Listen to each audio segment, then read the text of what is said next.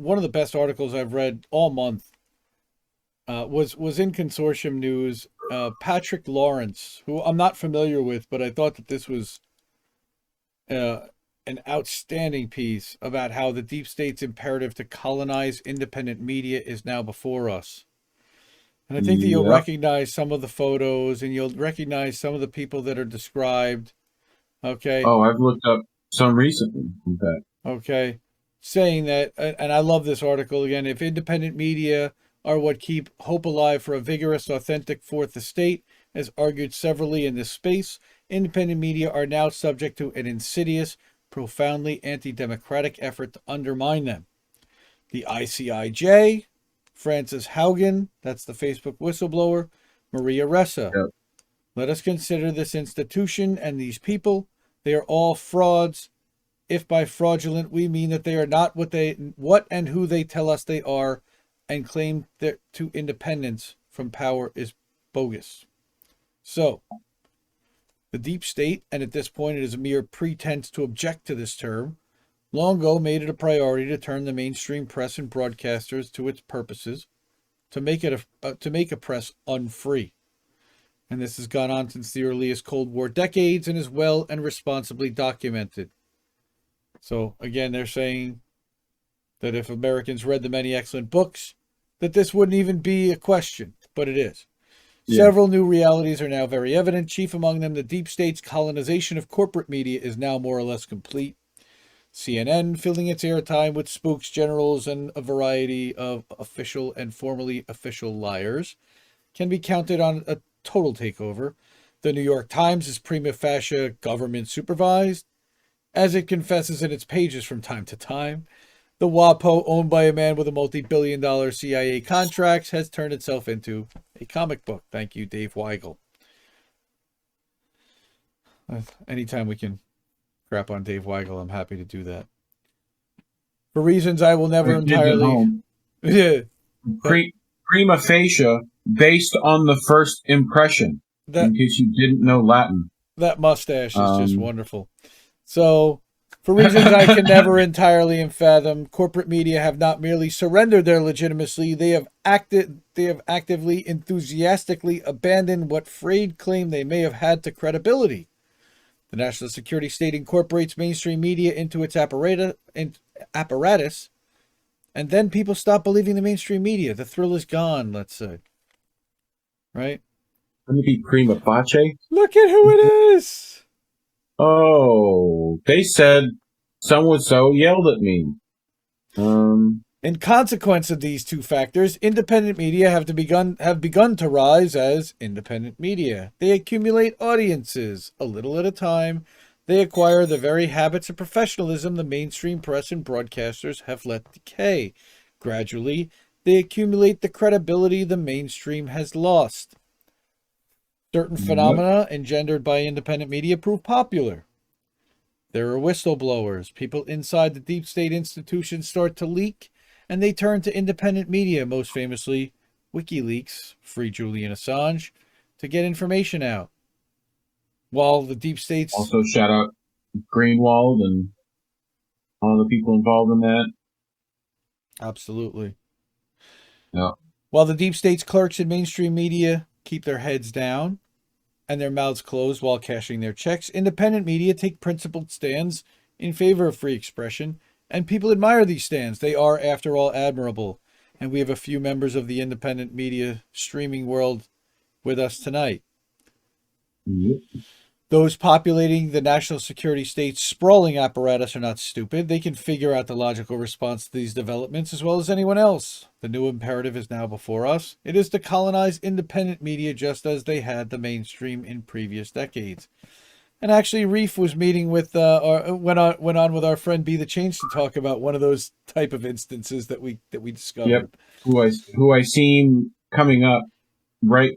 And he's actually called out there are some hopelessly clumsy cases. I urge all colleagues. CIA understander, now my new follower on Twitter, I think. So he says that he urges all colleagues to stop bothering with the Young Turks in any capacity. Those running it, creatures of those who generously fund it are simply infradig. As Matt Taibbi pointed out over the weekend in a piece wonderfully headed, "Yes, Virginia, there is a deep state. They've now got some clod named Ben Carollo proclaiming the CIA as an accountable force for good, savior of democracy. This in a video appearing under the rubric Rebel HQ." Oh my goodness. So, as an East European emigre friend used to say, "Give me break. Give me break. Give me break." Here's another unfortunate co-option. Democracy Now! Is a subtler instance of colonization. The once admirable Amy Goodman drank the Russiagate Kool-Aid, which I counted the first sign of covert intervention of one or another kind. Then she caved to the orthodoxy on the chemical weapons scam during the Syrian crisis. And lately, you have to watch to believe, Goodman has begun broadcasting CNN investigative reports with unalloyed approval. It seems that Democracy Now!'s donors may have threatened to delay their checks. The three recent phenomena suggested above are indications of the deep state's latest tactics in its assault on independent media and the culture that arises among them. It behooves us to understand this. Now, it's really funny that this was written, I believe, right about the same day that Reef went on with Be the Change, and that we had essentially gone through his Ben Carollo's LinkedIn profile and seen that he was with military intelligence and that he calls himself a CIA understander. Yeah, there's a link. I put the links to that video in chat. There's a link in the chat for that great stream. So, here's another one, the ICIJ, which completely revealing. 2 weeks ago, the ICIJ published the Pandora Papers, a quote-unquote leak of 12 million electronic documents revealing the tax-fiddling, money-hiding doings of 300-odd political figures around the world. The Pandora Papers followed the publication of the Panama Papers in 2016 and the Paradise Papers a year later, and there are many useful revelations in these various releases, but we ought not to be fooled as to the nature of the project.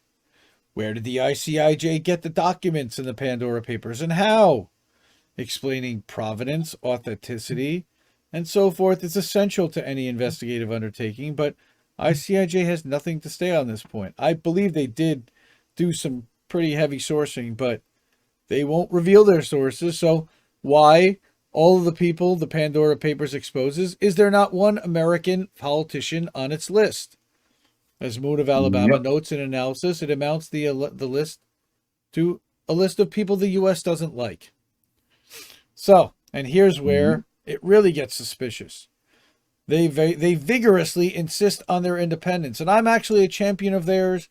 I have been. They have a channel in my Discord, and I still include their articles because they do reveal corruption, but their corruption that is happening in what are America's perceived enemies, and it never exposes corruption within Israel. Somebody mentioned that they've never done a story revealing any corruption within Israel as well. So on close inspection, it turns out not to be by any serious understanding of the term. Among its donors are the Ford Foundation, who has longtime ties to the CIA, and again, we heard from our friend Robbie Yeager, the Open Societies Foundation, also a donor to the ICIJ, which is a Soros operation dedicated to cultivating coups in nations that fall outside the fence posts of neoliberalism. So, that's the Midtown offices of the Ford Foundation in Manhattan. The amount of money you can see through that window is insane. Whew. Right. Like, jeez. Look, all right, TV, right? That's easily at least 2,000-3,000, right? Like all those chairs, furniture, they definitely didn't get that at like the thrift store, Like, yeah. And that was by Wikimedia Commons. Look at that. Oh, that's Wikipedia. So, group was founded in 1997 as a project for Center for Public Integrity, another institution dedicated to inspiring change using investigative reporting, as the center describes itself. Among its sponsors are Ford, once again, The Democracy Fund, again, Robbie was following the money, which Oh, was founded by Omid Yar, bankroll The Intercept, sponsor of subversion yep, operations in other countries masquerading as civil society projects. yep. So, again, comprised of the source of foundations that support NPR, PBS, other media. These are Nice, neolib bright Republican. organizations. And if you look at the organizations that was in, that participated from the Miami Herald and the Washington Post, again, neoliberal type of establishment, mainstream Mm-hmm. media news, no independence. So, what are we looking at here? Not what we're supposed to think we're looking at. And I will return to this question. So, Maria Ressa spoke at the World Economic Forum, and she is the co-winner of the Nobel Peace Prize, a Filipina journalist who founded the Rappler. She before or after Obama? She was after this year. Mm. So Ressa and Yeah. the Rappler, each insisting on independence, just as the ICIJ does, are straight out lying at this point. They recently received a grant of $180,000 from the Endowment for Democracy, a CIA front. This according to an NED financial report issued earlier this year. None other again than Pierre Omidyar and a group called North Base Media own non-voting shares in the publication. So they are funneling money in, but they probably have behind-the-scenes influence and, again, non-voting, but that doesn't mean that you don't have some discussion. So Nobel in hand, Maria Ressa has already declared that Julian Assange is not a journalist and independent media needs new regulations. So, again, a tool of the establishment. And then, of course, we come to the Facebook quote-unquote whistleblower, Frances Haugen. Yeah. And this brings us to the case of Frances Haugen, the former Facebook executive who recently appeared before Congress waving lots of documents that she seems to have secreted out of Facebook's offices to argue for, what else at this point? Increased government regulation of social medias and censorship. Frances Haugen, you see, is a courageous, speak truth to power whistleblower. Never mind that her appearance on Capitol Hill was carefully choreographed by Democratic Party operatives. It's hard to say who's more courageous, I find. The ICIJ, Maria Ressa, or Frances Haugen. Where would we be without them? The culture of independent media, as it has germinated and developed over the past decade or so, gave us WikiLeaks, and its effectiveness cannot be overstated. It gave us all manner of gutsy journalists standing up for the principles of a genuinely free press, and people listened. It gave us whistleblowers who were admired even as the deep state condemns them. Daniel Hale, Chelsea Yeah. Manning, Yeah. even though she's kind of at Glenn Greenwald, which mystery, whatever, but still put herself out there. Julian Assange, Edward Snowden, say their names, not Yeah. just them, but there are tons of whistleblowers out there that put themselves on the line. And I hope there continue to be more.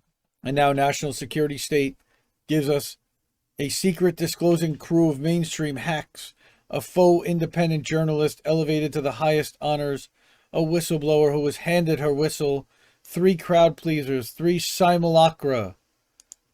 These 3 are frauds.